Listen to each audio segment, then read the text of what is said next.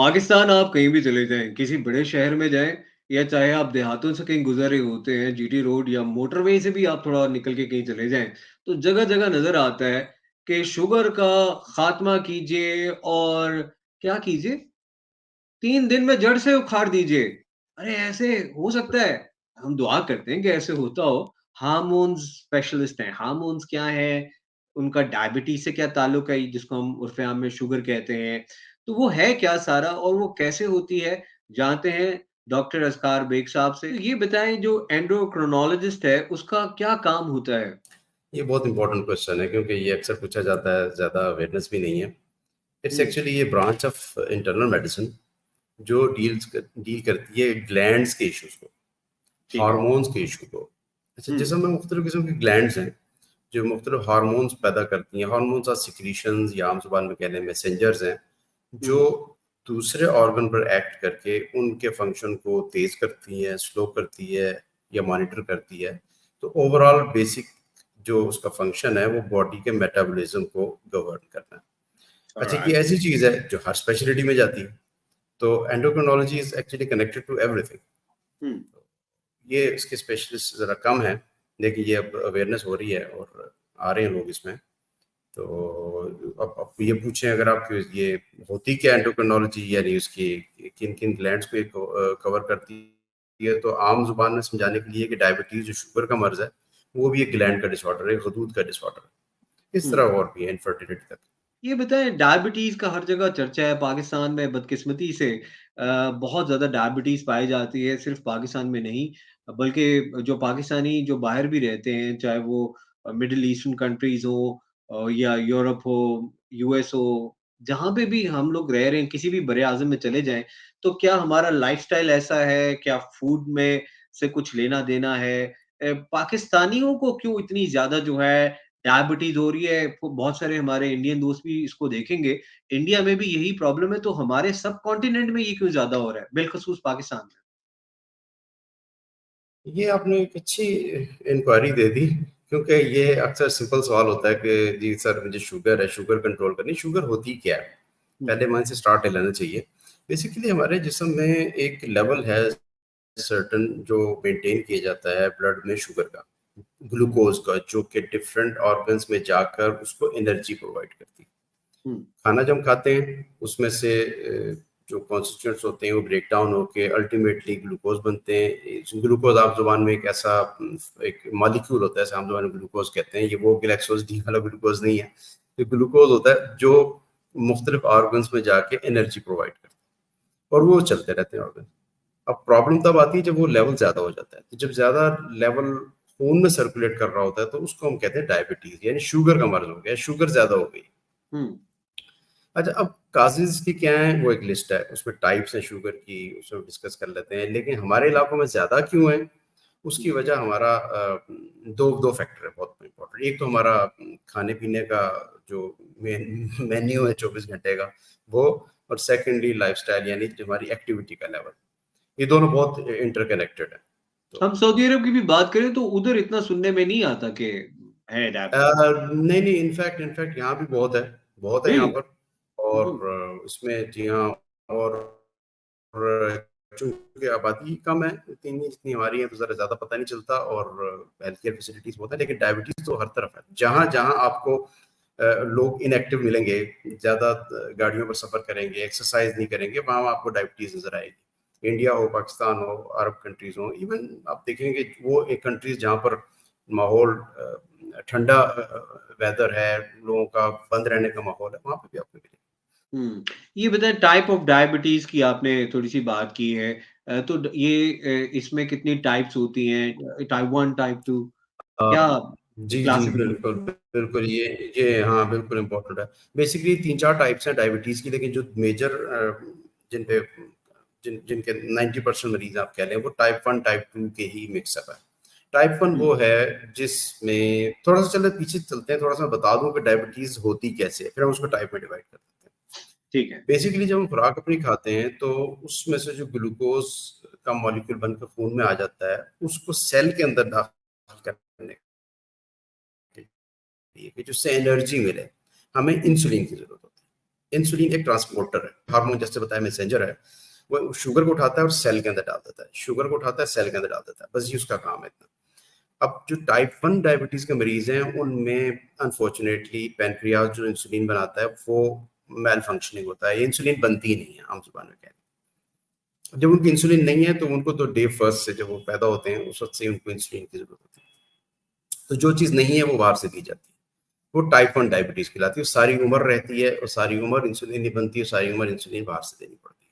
ये बहुत clear cut बात है, इसमें तो कोई कन्फ्यूजन आती है टाइप 2 में।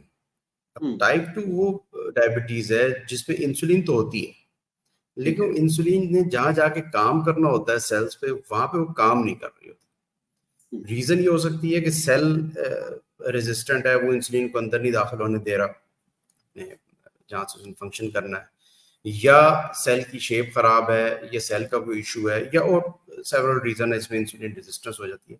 तो बेसिकली टाइप 2 में इंसुलिन होती है लेकिन वो काम नहीं कर रही होती। होती क्या है और इंसुलिन? टाइप जिनको अभी प्री डायबिटिक स्टेज पे हैं, या वो टीवी पे वसीम अकरम जैसे स्पोर्ट्समैन को भी सुनते हैं कि जी मुझे भी डायबिटीज रही है बड़ी यंग एज से, तो और वो बाद में बड़े एक्टिव रहे, तो इसका मतलब है कि ये सब चीजें किसी हद तक मैनेजेबल है। बिल्कुल, बिल्कुल, क्यों नहीं मैनेजेबल, बिल्कुल हैं। और जैसे आपने पहले ज़िक्र किया ना सऊदी अरेबिया का, यहाँ पर चूँकि अद्वियात हैं, लोगों में नॉलेज है और अच्छी सर्विसेज़ हैं, तो बहुत अच्छा इन्होंने मैनेज किया है कि इसलिए आपको ये अक्सर लोगों को नहीं मालूम कि डायबिटीज़ है कि नहीं है, क्योंकि इतनी वेल मैनेज और कंट्रोल्ड है कि उसका ज़िक्र ही नहीं आता। हमारे यहाँ डायबिटीज़ को उस स्टेज पे जाके इलाज किया जाता है जब वो अपने साइड इफ़ेक्ट देने शुरू कर देती है। अब उसपे भी डिस्कस करने की ज़रूरत है कि डायबिटीज़ के साइड इफ़ेक्ट्स क्या हैं। तो अब इंसुलिन जब जिस्म में नहीं होगी तो शुगर फिरती रहेगी जिस्म में, जब शुगर फिरेगी तो हर ऑर्गन को डैमेज करेगी, starting from eyes, heart, lungs, kidneys और नर्व्स वगैरह सब डैमेज हो जाएंगी हाई कंटेंट ऑफ शुगर की वजह से। तो अल्टीमेटली फिर उसके जो यानी बॉडी कॉन्सिक्वेंसेस हैं, ऑर्गन्स आपके डैमेज होते रहते हैं साथ में। ऐसा ही है बिल्कुल, उसमें उनके फंक्शन जो है इम्पेयर होते जाते हैं और ब्लड सप्लाई पूरी नहीं होती और उससे हार्ट अटैक हो सकता है, फालिज यानी स्ट्रोक हो सकता है, आंखें जा सकती हैं, किडनी डैमेज, किडनी फेलियर जो डायलिसिस पे चले जाते हैं, काफ़ी जो है ना इसके कॉन्सिक्वेंसेज हैं अगर कंट्रोल ना की जाए। आप बात कर रहे थे खिलाड़ियों की जिनमें वसीम अकरम भी और भी हैं, उन लोगों ने शायद उनकी प्रोफेशन की रिक्वायरमेंट होगी और अच्छी कंसल्टेंसी ले ली, उन्होंने इंसुलिन पे अपने आप को रखा, जिस चीज़ की कमी थी वो चीज़ दे दी। अब हमारे यहाँ बड़ा मसला है कि ये समझाना पड़ता है कि जिस चीज़ की ज़रूरत है आपको वो आप लेंगे, जो आपके जिस्म में नहीं बन रही। लोग एक दूसरे को डराते रहते हैं इंसुलिन ना लें, और अल्टीमेटली उनके गुर्दे और बाकी चीज़ें फेल हो जाती हैं, फिर वो बीमार हो जाते हैं और बात खत्म। टाइप 1 में इंसुलिन चाहिए। टाइप 2 में आपकी मोटापा ज़्यादा पाया जाता है, वो खुराक की डिजीज़ है बेसिकली टाइप 2 डायबिटीज़, जिसमें आप खुराक खाते हैं उसमें इंसुलिन ज़्यादा निकलती है, ज़्यादा इंसुलिन निकलती है वो अपने कॉन्सिक्वेंसेस रखती है, उस पर डिस्कस कर लेंगे। तो मैनेजेबल चीज़, no doubt. That's wonderful that it is actually manageable because बहुत ज़्यादा जगहों पे ये बात नहीं की जाती। आपने खाने की बात की है तो ये बताएँ कि कौन से ऐसे खाने हैं जिनको अवॉइड करना चाहिए, और उसके बाद थोड़ी ये भी रोशनी डालें कि कौन से खानों को प्रेफ़रेंस देनी चाहिए, बिकॉज़ जो है हमारे दोस्त जो हैं वो शुरू हो जाते हैं कि नहीं यार, मैं जो वो ये नहीं खा सकता और वो नहीं खा सकता। तो कुदरत ने कुछ ऐसा डिज़ाइन किया हुआ है कि उसी में अगर कुछ अवॉइड हम कर रहे हैं तो उसका बड़ा बेहतर सब्स्टिट्यूट मौजूद होगा, यानी प्रोटीन्स के अंदर होगा, कार्ब्स में भी कोई ना कोई एग्ज़ैक्टली, इस तरह का होगा। तो ये क्या आप बताते हैं एग्ज़ैक्टली। जब मरीज़ आपके अच्छा पास इसमें आता ना है? क्या जी हाँ। ट्रीटमेंट करते हैं आप? हुँ।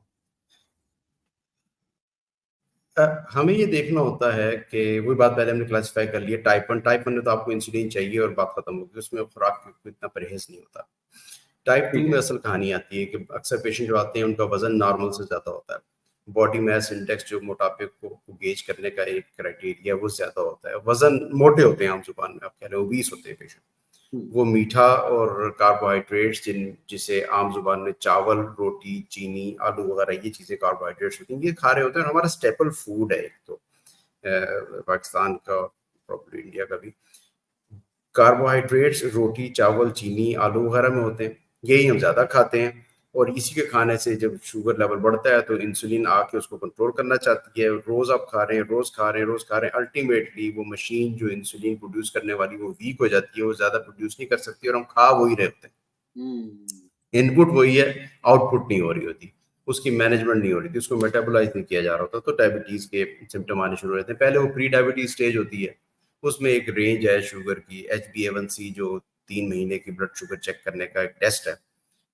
अब उसी को स्टैंडर्ड कर दिया गया। पहले फास्टिंग ब्लड शुगर रैंडम या 2 घंटे कुछ एक खास मिकदार खाने की खिला के टेस्ट करते थे, वो क्राइटेरिया था। अब HbA1c है, हीमोग्लोबिन A1c, जो कि हीमोग्लोबिन जो खून ले जाने के सेल हैं उसके ऊपर कितनी शुगर चिपकी हुई है वो 3 महीने के पिछली बता देती है आपकी कि आपकी कैसी रही। ये बहुत वंडरफुल टेस्ट है।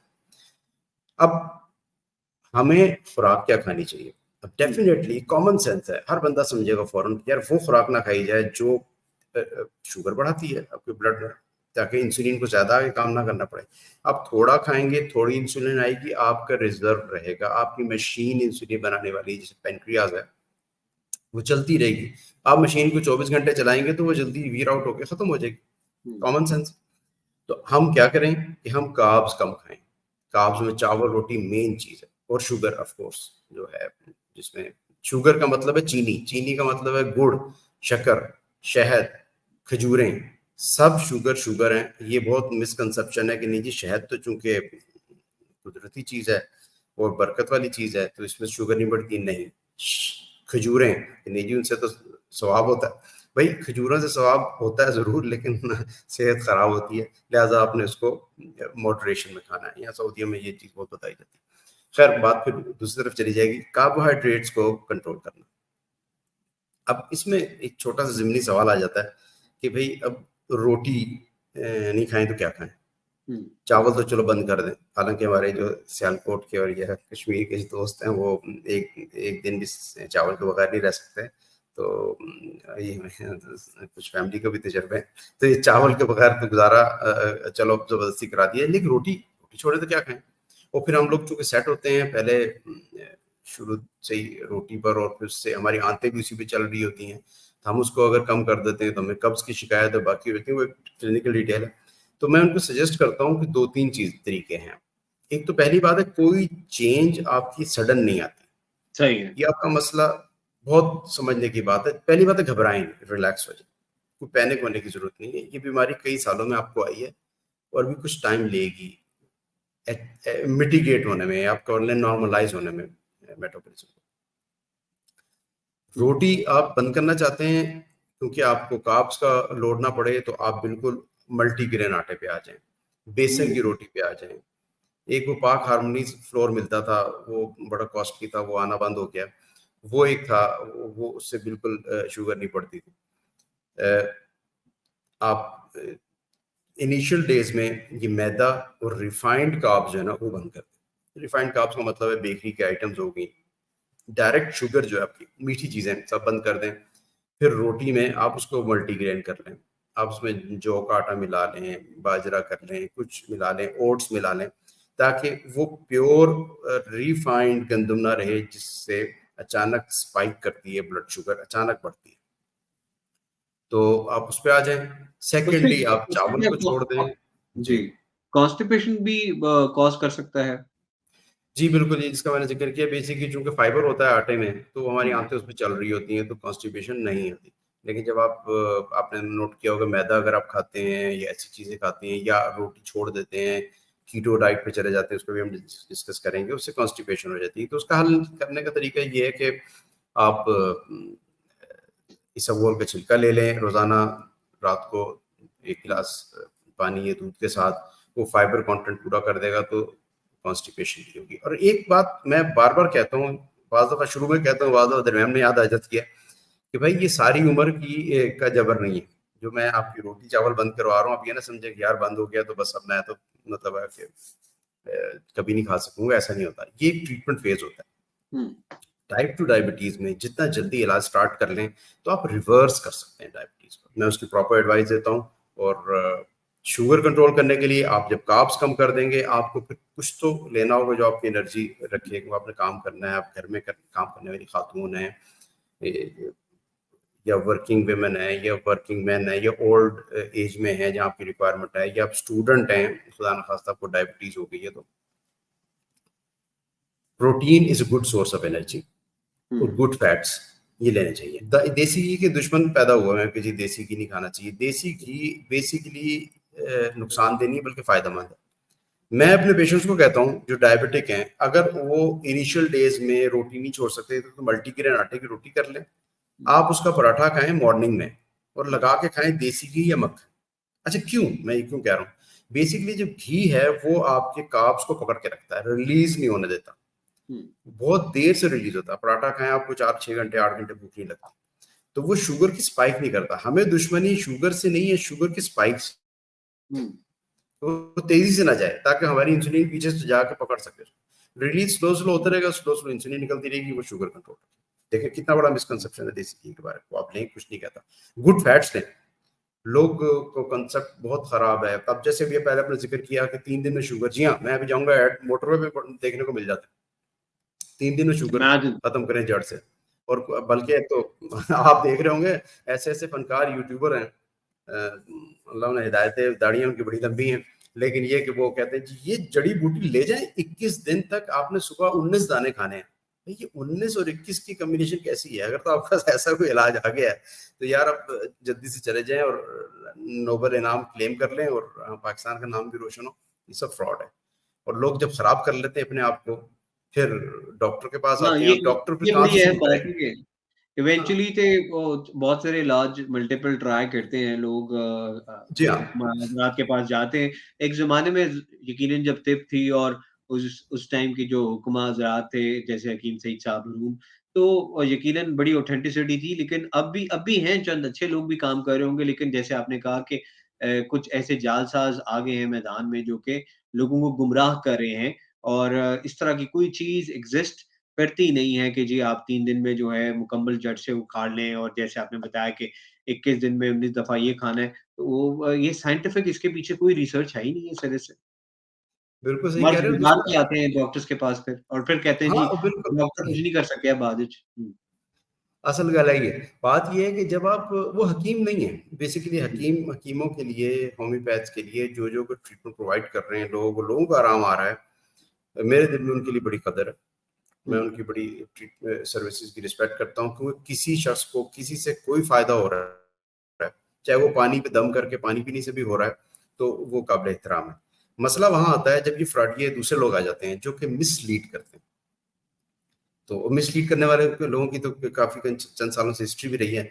मिसलीड ना करें, आप लोगों को हकीकत बताएं और डॉक्टर की तरफ भेज दें, या डॉक्टर के पास पेशेंट को खुद भी जाना चाहिए। मैं तो एजुकेट ही करता रहता, मेरा काम, मैं बेसिकली थोड़ा सा रिफॉर्मर भी हूँ, थोड़ा सा एक ये भी जुनून है कि लोगों को राइट चीज पहुंचा दी जाए, बाकी किसी चीज का लालच हम नहीं करते।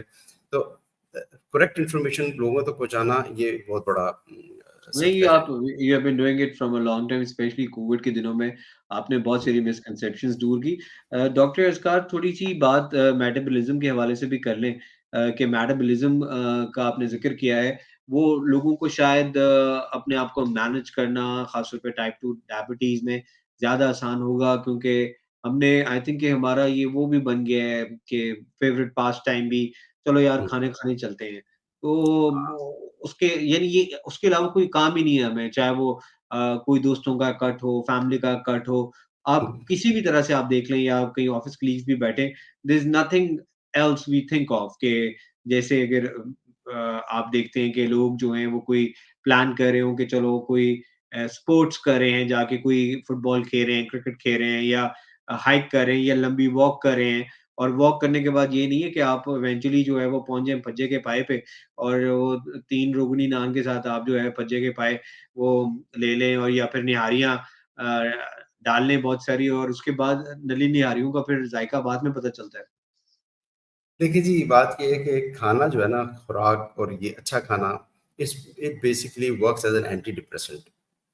ये हाँ, एक हाँ, इसमें जब ये खाते हैं तो आप वो प्लेजर के हार्मोन जिस्म में रिलीज होते हैं, और ये बेसिकली डोपामीन और बाकी सेरोटोनिन अच्छे किस्म के रिलीज होने के लिए, अच्छी क्वालिटी के, ये उसका सोर्स होता है। हमें हेल्दी फूड को स्टिक करना होगा।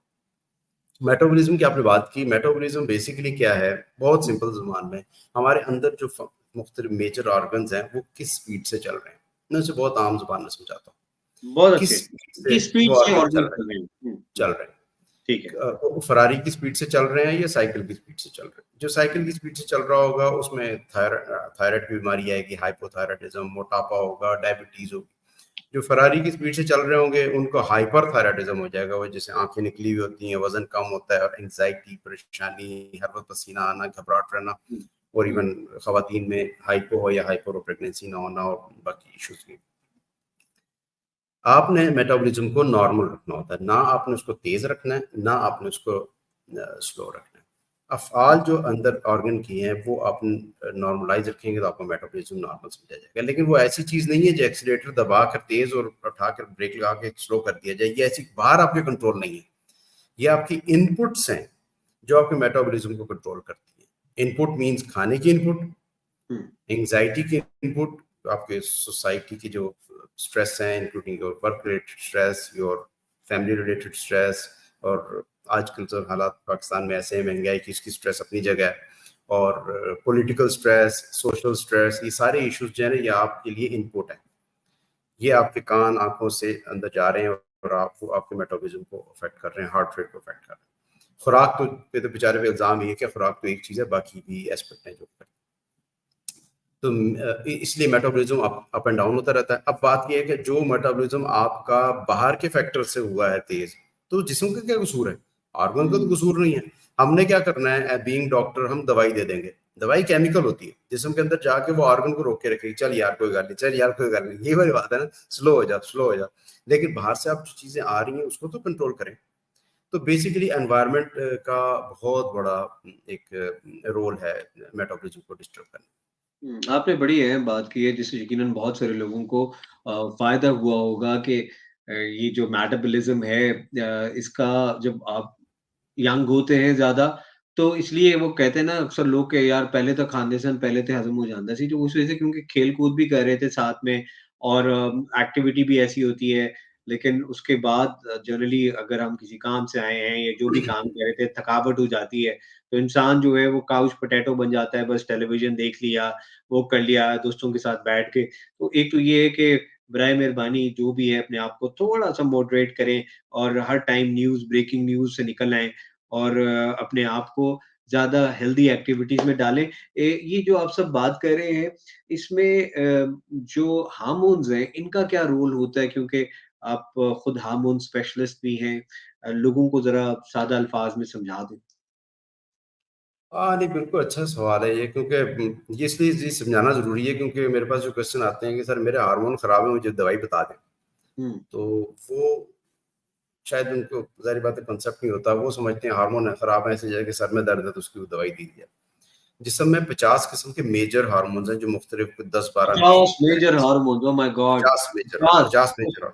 अब मेजर की बात कर रहा हूँ, माइनर हुँ, तो उसके अलावा हुँ, 150-200 माइनर भी हैं जो हुँ, एक से दूसरे से कनेक्टेड है। मेरी पोस्ट फेसबुक पे जो है नहीं उसमें बड़ा एक इंटरेस्टिंग इंकशाफ हुआ था कि 50 हार्मोन मेजर हैं लेकिन वो एक दूसरे से कनेक्टेड है, और ठीक है। 10-12 किस्म की ग्लैंड्स हैं मेजर जिस्म में, बाकी छोटी भी हैं। 10-12 मेजर ग्लैंड है, उनमें से मुख्तलिफ किस्म के हार्मोन्स निकलते हैं जो आपके मेटाबॉलिज्म को कंट्रोल करते हैं, तेज करते हैं, स्लो करते हैं, तेज करते हैं, स्लो ओके। करते हैं। मिसकंसेप्शन बहुत है, गलत बताया जाता है। और कई जगह तो सॉरी टू से हमारे अपने कोलीग्स हैं जिनको शायद एक लिमिट आ जाती है, उससे आगे वो नहीं करते इलाज, तो कहते हैं यार तुम्हारा हार्मोन का मसला है। और वो बेचारा ओह गॉड! पर्चा पकड़ के फिरता रहता है, हार्मोन का मसला कि तो ठीक होएगा, यानी कोई वर्कशॉप है, कोई दुकान। ऐसे नहीं होता, ऐसे नहीं होता। इसके लिए आपको स्टडी करना पड़ता है। और मैं एनकरेज करता हूँ भाई, मुझसे आप 4 सवाल पूछें लेकिन 4 आप खुद भी सर्च करें। सर्च करें गूगल पे या मेडिकल के इस पे लिटरेचर में, लेकिन ये जो इनका बैठे हुए हैं इलाज यूट्यूबर, कैसे इनसे बचें। हार्मोन्स को कैसे ठीक किया जा सकता है? राइट, बिल्कुल अच्छा क्वेश्चन है। बेसिकली पहले हम ये देखेंगे कि आपका मसला क्या है, किस डोमेन में आता है, उससे रिलेटेड जो 8-10 हार्मोन है वो चेक कर लेंगे, उनके लेवल्स देख लेंगे। जब आप देखते हैं कि कुछ हार्मोन ज़्यादा हैं, तो आप उनको ब्रेक लगाने की दवाई दे देते हैं। कुछ हार्मोन जो कम है, तो आप बाहर से हार्मोन दे देते हैं। One example is insulin. और डायबिटीज़ में जो खाने की दवाइयाँ हैं कुछ, वो भी जैसे फैटी लिवर हो जाता है, हुँ, जिगर पे चर्बी आ जाती है, उसकी इंसुलिन नहीं है उसका इलाज, उसका इलाज खाने की दवाई है और खुराक में थोड़ी चेंजेस है, तो ऑटोमेटिकली हार्मोन कंट्रोल हो जाता है। हार्मोन ऐसे है, आपको मैं कैसे इसको समझा देता हूँ आम जुबान में, कि जैसे कि आप कोई फिशिंग के लिए जाते हैं, हुँ, किसी पॉन्ड में या किसी जगह पर वहाँ पे आपका अपना कंट्रोल नहीं होता समंदर में फिरने हुए मखलूक पे, लेकिन आप उसमें एक अपनी फिशिंग रॉड डाल के उसको पकड़ लेते हैं और उसको मैनिपुलेट कर लेते हैं। इसी तरह की थोड़ी मिसाल है कि ओशन है, हुँ, बॉडी में मुख्तलिफ सिस्टम्स के चलने का, आपने उसके अंदर जाना है और एक आध चीज़ को ठीक कर देना। हुँ, लेकिन हार्मोन का ट्रीटमेंट ऐसा नहीं है खांसी नज़ले ज़ुकाम के ट्रीटमेंट की तरह 5 दिन 7 दिन में ठीक हुआ, 8वें दिन आप ड्यूटी पे चले गए। हार्मोन की डिजीज़ में इलाज चलता है probably months and sometime years, लेकिन ये आपको बेड रिडन नहीं करता। ये आप काम भी कर रहे हैं, साथ ट्रीटमेंट भी ले रहे हैं। आहिस्ता-आहिस्ता करके लोग ठीक हो जाते हैं। जैसे कि मैं आपको मिसाल दे दूँ, मेरे पेशेंट्स हैं, सुन भी रहे हों शायद वो, बॉडी हेयर का कंप्लेन बहुत आ जाती है लोगों को जब हार्मोन डिस्टर्ब होता है, स्पेशली लेडीज़ में। हुँ, जेंट्स में बाल चले जाते हैं, लेडीज़ में बाल आ जाते हैं। तो मैंने ऐसे कंसल्टेशन दी हुई है, इलाज किया हुआ है 1.5 2-2 साल लोगों का। मुख्तलिफ शहरों से मेरे पास आए, डीआई खान से आए, वाकंड से आए, काफ़ी दोस्त लोग आए। ट्रीटमेंट प्रॉपर लिया, अब वो माशाल्लाह बेस्ट हो चुके हैं, हार्मोन के कंट्रोल हो चुके हैं। मकसद ये है कि प्रॉपर इलाज करवा लें। क्या हुँ। दवाई होगी वो तो फिर इंडिविजुअल पेशेंट पे डिपेंड करता है उसके बाद। बहुत ज़्यादा लोगों को इस तरह बात करते हुए सुना है कि जो मोटापा है वो इस वज़ह से हो गया है क्योंकि हमारे हार्मोन्स ऊपर-नीचे हो गए हैं और कुछ चंद ओवर द काउंटर भी इस तरह की चीज़ें मिल जाती हैं और लोग उनको लेते हैं कुछ दिन और फिर उनका सारा निज़ाम ऊपर-नीचे हो जाता है। वो थोड़े दिन लेते हैं और फ्रस्ट्रेट होते हैं और फिर छोड़ देते हैं उस दवाई को भी, पैसे भी ज़ाया कर देते हैं। तो मोटापे का क्या ताल्लुक है हार्मोन से? कैसे इसको आप रिलेट करेंगे? मोटापे में जब हमारे जिस्म में वो हार्मोन्स जो एनाबॉलिक है, हुँ, आम ज़ुबान में समझा दूँ, एनाबॉलिक मीन्स कि जो बॉडी को बिल्ड करते हैं, बनाते हैं। वो जब हार्मोन ज़्यादा होंगे तभी बॉडी बनेगी। बॉडी बनेगी यानी फैट डिपॉज़िट होगी। इंसुलिन उसमें सबसे बड़ा हार्मोन है जो एनाबॉलिक हार्मोन। टाइप 1 डायबिटीज़ के लोग और उनका रिलेशन जो मोटापे से है, वो थोड़ा बता दूँ तो सब क्लियर हो जाएगा। जो टाइप 1 डायबिटीज़ के लोग हैं वो मोटे नहीं होंगे, क्योंकि उनमें इंसुलिन ओके, होती नहीं। इंसुलिन एनाबॉलिक है जो मोटापा करती है, फैट डिपॉज़िट करती है। इनको आप करते हैं साइड पे। अब ओके। रह गए टाइप 2 के और मोटापे के, ये एक विशियस साइकिल होता है। जब हम खुराक ज़्यादा कार्बोहाइड्रेट वाली खाते हैं, इंसुलिन उसके जवाब में आती है। वो ओके, खुराक को कुछ को मसल में डाल देती है, इस्तेमाल कर लेती है, एनर्जी बन जाती है। ये वक़्त होता है अगर हम चलना या कोई एक्सरसाइज़ करना या कोई काम करें, तो वो जो दूसरा पार्ट खाने का होता है, वो भी इस्तेमाल हो जाता है, वो जिस्म में डिपॉज़िट नहीं होगा। लेकिन अगर हमने खाना खाया, थोड़ा-सा काम किया, थोड़ा नहीं किया, वो कुछ एनर्जी में इस्तेमाल हो गया खाना और आधा खाना जो बचा, इंसुलिन ने उसको उठाया और फैट बना के जिस्म में जमा कर दिया। हुँ, इंसुलिन एनाबॉलिक है। वो फैट जमा करती है रोज़ की बेस थोड़ी-थोड़ी, थोड़ी-थोड़ी, थोड़ी-थोड़ी, 3 महीने बाद आप देखें बंदा ठीक-ठाक मोटा हो जाता है। खाना खाने से मोटे हो गए। खाना खाने से बेसिकली खाना इटसेल्फ मोटा नहीं करता, जितना इंसान के अपने जो अंदर उसके जवाब होते हैं, उसका जो रिफ्लेक्स होता है, वो उसको मोटापे की तरफ ले जाता है। तो मोटापे में तो फिर जब एक अ, बंदा मोटा हो जाता है तो फिर उसकी बॉडी की खाने की डिमांड बढ़ती है, फिर खाना ज़्यादा खाता है तो और मोटा होता है, यानी वो विशियस साइकिल जो है ना, वो ख़त्म नहीं होता। और फिर जब आपके लिवर पे यानी जिगर पे फैट डिपॉज़िट हो गई, फिर तो आप हुँ, समझें कि आप जैसे वो गेम में नहीं होता पुग गए आप। उसके बाद फिर आपको जो है ना जब तक कि वो फैट आपने नहीं उतारनी, उस वक़्त तक आपको मोटापा नहीं जाना। और फैट कैसे हुँ। उतरेगी? उसके लिए कोई इंजेक्शन नहीं है, उसके लिए दवाइयाँ ही हैं। फैटी लिवर जैसे ठीक होता है मोटापा जाना शुरू हो जाता है। अंदर आप जैसे हैं, वो बाहर दिख रहे हैं, तो अंदर का निज़ाम पहले ठीक करें, बाहर ऑटोमैटिकली रिकंस्ट्रक्शन शुरू होगी। डॉक्टर अस्कार बेग, बहुत-बहुत शुक्रिया आपका। आपने जो है आज हमारे दोस्तों को बहुत सारी ऐसी बातों से रूशनास कराया है, जिसके बारे में मिसकंसेप्शंस भी थी और अधूरा इल्म रह गया जहाँ पे था लोगों का, तो वहाँ पे उनको एक अच्छा ऑथेंटिक सोर्स मिला है। बहुत-बहुत शुक्रिया कि आपने ये अपॉर्च्युनिटी दी और thank you for having me. आवाम तक टेक्निकल कॉम्प्लिकेटेड मेडिकल मालूमात आसान अल्फाज में पहुँचाना ये बहुत इम्पोर्टेंट है ताकि वो खुद समझ सकें। हमारी आवाम समझदार है, जब उनको मालूमात मिल जाए तो फिर उस पे वो एक्ट करते हैं। मालूमात सही मिलना ही असल चीज़ है। तो वाह! आपने opportunity the, thank you very much. इंशाल्लाह नेक्स्ट हम मुख्तलिफ टॉपिक्स पे बात कर लेंगे। जैसे आपके पास क्वेश्चंस आएँगे, मैं हुँ। तो ओपन हूँ, जब क्वेश्चंस आपके पास आएँ तो मुझे बताइएगा और we are available for discussion. जी, बिल्कुल आप हमारे इस हेल्थ टॉक में हिस्सा ले सकते हैं। आपके पास कोई भी क्वेश्चन है, वो आप उसको पूछ सकते हैं, इधर कमेंट्स में भी पूछ सकते हैं। जहाँ नहीं अपना ख़्याल रखिएगा और स्टे हेल्दी ये इम्पोर्टेंट है, इसी को ही गोल बना लीजिए।